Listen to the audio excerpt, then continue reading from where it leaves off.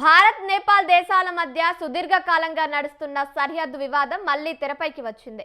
భారత్తో వివాదాస్పదంగా ఉన్న లింపియాధురా, లిపులేక్, కాలాపాని ప్రాంతాలను తమ భూభాగంలో భాగంగా చూపే మ్యాప్ను నూతనంగా ముద్రించే రూపాయి నాణెంపై ముద్రించేందుకు నేపాల్ దేశపు జాతీయ బ్యాంకు సిద్ధమైంది. చారిత్రాత్మకంగా, భౌగోళికంగా ఈ ప్రాంతాలు ఉత్తరాఖండ్ రాష్ట్రంలో అంతర్భాగమని భారతదేశం స్పష్టం చేస్తూ వస్తుంది. అంతేకాకుండా ఈ సరిహద్దు వివాదాలను ఎలాంటి ఏకపక్ష నిర్ణయాలు తీసుకోకుండా ద్వైపాక్షిక చర్చల ద్వారా మాత్రమే పరిష్కరించుకోవాలని భారత్ మొదటి నుంచి సూచిస్తోంది.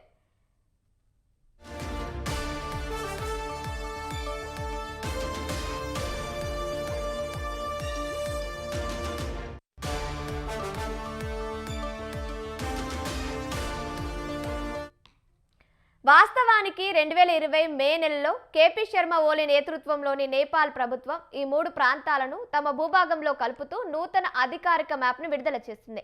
అయితే తదనంతరం పరిణామాలలో ప్రస్తుత ప్రధాని బలెన్ షా నేతృత్వంలోని ప్రభుత్వం ఈ వివాదాస్పద మ్యాప్ను నాణేలపై నుంచి తొలగించి దాని స్థానంలో ఒక ప్రముఖ మఠం చిత్రాన్ని రూపొందించాలని ఇటీవల ప్రతిపాదించింది.